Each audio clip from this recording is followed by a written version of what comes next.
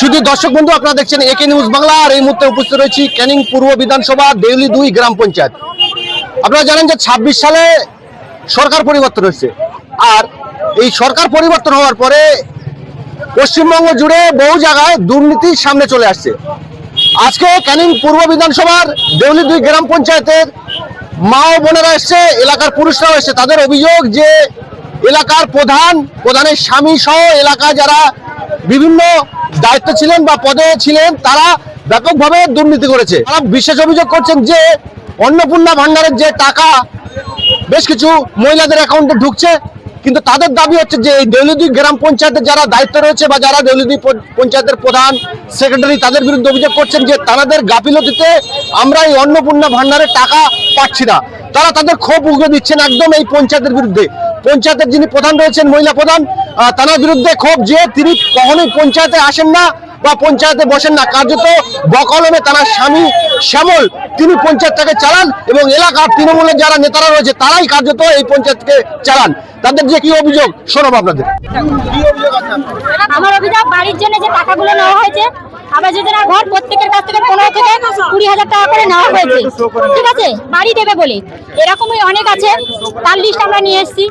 আবার আমাদেরকে বলা হয়েছে পায়খানার জন্য, পায়খানাটা মেন সমস্যা, আমাদের 1000 টাকা করে নেওয়া হয়েছে প্রত্যেকের বাড়ি বাড়ি, যে প্রত্যেকের বাড়িতে পায়খানা পৌঁছে দেওয়া হবে। কলের জন্য আমাদের যে পাইপ দেওয়া হয়েছে, সে পাইপ সেইভাবে পড়ে আছে, কার পাইপটা ছিঁড়ে নিয়ে চলে গেছে, কে ফেলে দিয়েছে, কিন্তু কোনো জল কি আমরা দেখতে পাইনি। কোনো আমার বুঝতে কোনো কলই নেই। কাদের বিরুদ্ধে মূলত অভিযোগ? আমরা প্রধান উপপ্রধান যারা এই দায়িত্ব ছিল পঞ্চায়েতে তাদের বিরুদ্ধে আমরা এসেছি।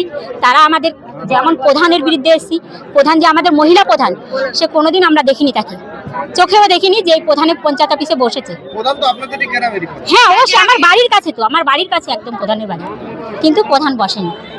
সেই যে আমাদের প্রধানের নাম হচ্ছে মানু দাস, কিন্তু ওর হাজব্যান্ড কাজ করে ওর বদলে, ওর হাজব্যান্ডের নাম হচ্ছে শ্যামল দাস। আমরা চাচ্ছি যাতে আমাদের মহিলা প্রধান যখন হয়েছে, আমরা যখন সুরক্ষিত এসছি, আমাদের দাদা বারবার বলছে যে মহিলাদের উপরে আমরা জোর দিয়েছি, তাহলে আমরা চাই মহিলা প্রধান এসে এই পঞ্চায়েতে বসুক, আমরা এটাই চাই। আমাদের দাবি হচ্ছে দেউলি 2 নম্বর অঞ্চলে আজ 15 বছর টিএমসি ক্ষমতায় আছে। এই ক্ষমতায় থেকে এরা মানুষের কাছ থেকে টাকা লুট করেছে। ঘরে কার্ড মানি হিসাবে জনের কাছ থেকে 15 থেকে 20,000 করে টাকা নিয়ে গেছে। যারা তৃণমূল স্তরের যারা বুথ সভাপতি, তার সাংগঠনিক তার সঙ্গে আরো 2-3 জন করে জড়িত আছে, তারা এক একটা 5 থেকে 7টা করে ঘর নিয়েছে। আমফানের কোটি কোটি টাকা লুট হয়েছে। একজন কমরেডরা একজন 15 থেকে 20টা করে তারা ঘর পেয়েছে এবং লোক সাজিয়ে রেখে তাদের নামে গিয়ে 20,000 টাকা করে হয়েছে, তাদের কাছ থেকে 5,000 টাকা দিয়েছে আর 15,000 টাকা দেয়নি। সবচেয়ে বড় পঞ্চায়েতে দুর্নীতি হয়েছে জব কার্ডের টাকা। 100 দিনের কাজ, শুধু যদি এখানে তদন্ত করা যায় কয়েকশো কোটি টাকা দুর্নীতি হয়েছে। 3 থেকে 4 জন ছেলে এবং মেয়েদের মাথায় শুধু একটা গামছা বেঁধে দিয়ে ঝুড়ি দিয়ে অন্য জায়গায় একটু মাটি ফেলা হয়েছে, হয়ে সঙ্গে সঙ্গে ক্যামেরা করে সেই ক্যামেরা জেলায় কিংবা রাজ্য স্তরে পাঠিয়ে দিয়ে সেখানকার টাকা সমস্ত কোটি কোটি টাকা দুর্নীতি করেছে। টোটাল দেউলি অঞ্চলে আমরা এখনো পর্যন্ত যতটুকু আমরা করতে পেরেছি 3,500 থেকে 4,000 লোকের কাছ থেকে সবাই কাটবানি সংগ্রহ করেছি। তৃণমূলরা নিয়েছে। এখানকার সবচেয়ে বড় লিডার হচ্ছে গিয়ে রহমান শাহজি, আপনার কাজল পূজারি, আচ্ছা সাইফুদ্দিন মোল্লা, সমর পাত্র, রাজকুমার পাত্র, আচ্ছা আমাদের এ সাইডে আছে বিশ্বজিৎ, শ্যামল দাস, চন্দন, জিয়ারুল মোল্লা। এগুলো কত ধরবো, পেঁয়াজের খোলার মতো বেরিয়ে আসবে যত বলবো। আমরা থানা থেকে কমপ্লেন করেছি, এই তো এফআইআর আমার এক বন্ধুতে দেখিয়েছিলেন। আমরা টোটালি হচ্ছে কি দেউলি অঞ্চলের 3-4টে গ্রাম মিলে সবচেয়ে বেশি যেখানে দুর্নীতি হয়েছে সেখান থেকে আমরা প্রায় 100 থেকে 120টা কমপ্লেন দিয়েছি।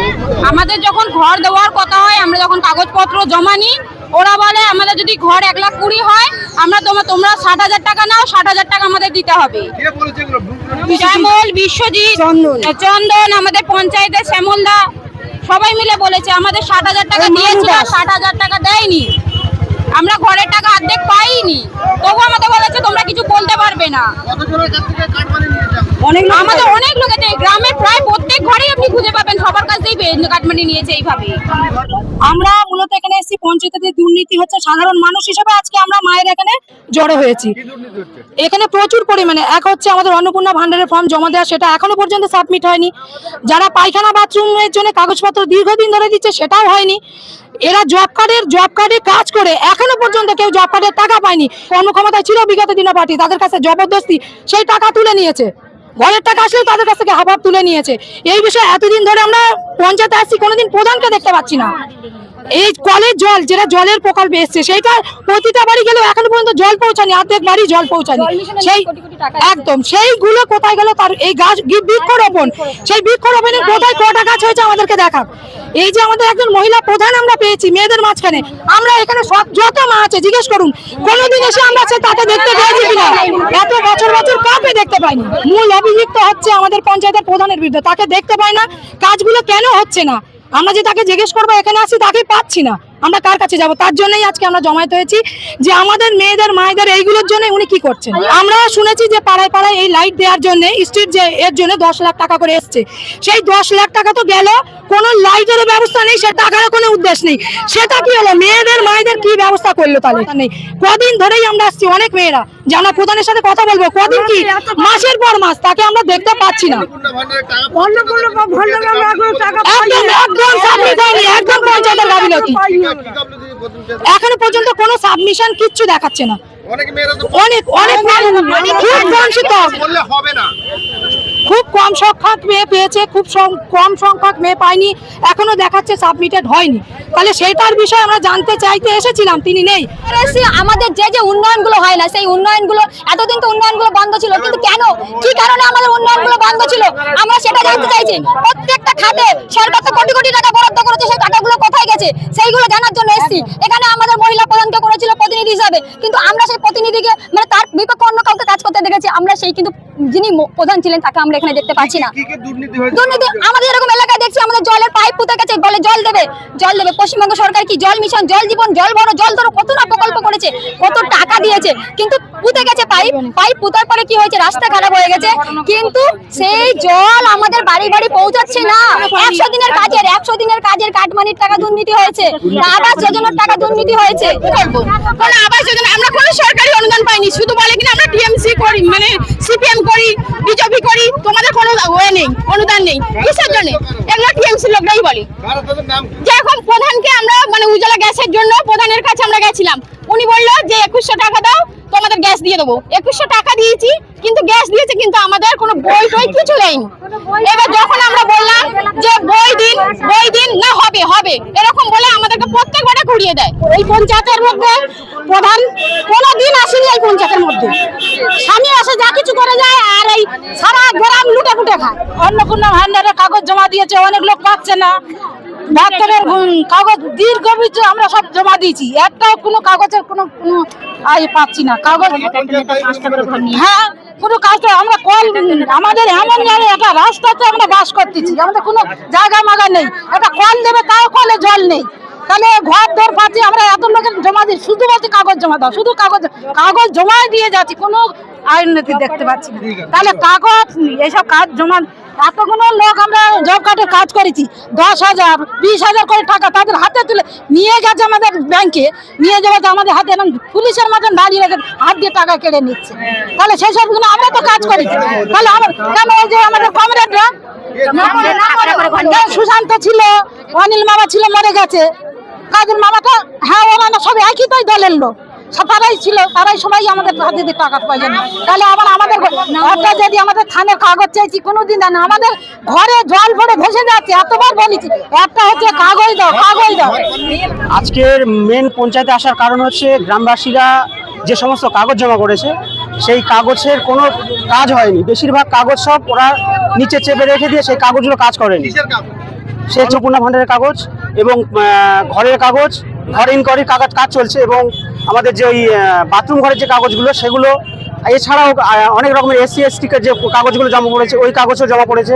ওই ধরনের বিভিন্ন ধরনের যে কাগজ জমা পড়েছে সেই কাগজে টোটালি কোনো কাজ হচ্ছে না, যার কারণে মেয়েরা এত পরিমাণ এখানে এসে উপস্থিত হয়ে যাচ্ছে।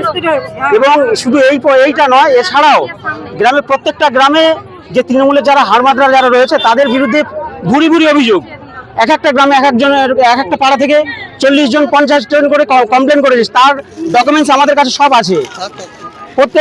প্রত্যেকটা বুথে ডকুমেন্টস আমাদের কাছে আছে। এক একজন কারো কাছ থেকে 30,000, কারো কাছ থেকে 40,000, কারো কাছ থেকে 20,000 করে টাকা নিয়েছে। থানা কমপ্লেনে আমাদের কাছে এফআইআর কপি আছে থানা কমপ্লেনে আমাদের কাছে। এবং শুধু কমপ্লেন নয়, এরপরে কমপ্লেন করার পরে ওদেরকে থানা থেকে এসে বারবার শুধু গাড়ি এসে ঘুরে যাচ্ছে, কিন্তু কোনো রকম কোনো ইয়ে করছে না। তারপরে ওরা আমাদেরকে এসে বাড়িতে হুমকি দিয়ে গেছে। তাও হুমকি দেওয়ার কারণ আমরা এটাই তো বুঝতে পারছি না, আমরা মানে বিজেপি সরকার ক্ষমতায় আসা সত্ত্বেও কি করে ওরা এই কাজটা করতে পারে। আজকের গরিব মানুষ, মেহনতি মানুষ, ক্ষেত মজুর মানুষ, তাদের অধিকার ক্ষেত্র হলো আমাদের পঞ্চায়েত।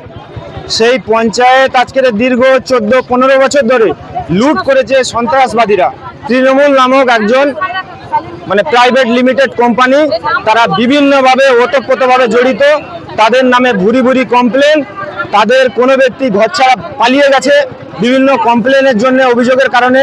গ্রামের মানুষ, মা বোন থেকে দাদা থেকে দিদি থেকে শুরু করে বৃদ্ধ মানুষগুলোকে অত্যাচার করেছে। এবং বৃদ্ধ মানুষ আজকের এই সমস্ত ইস্যু নিয়ে সকাল থেকে বললে সন্ধ্যে পর্যন্ত শেষ হবে না, 365 দিন লাগবে বলতে।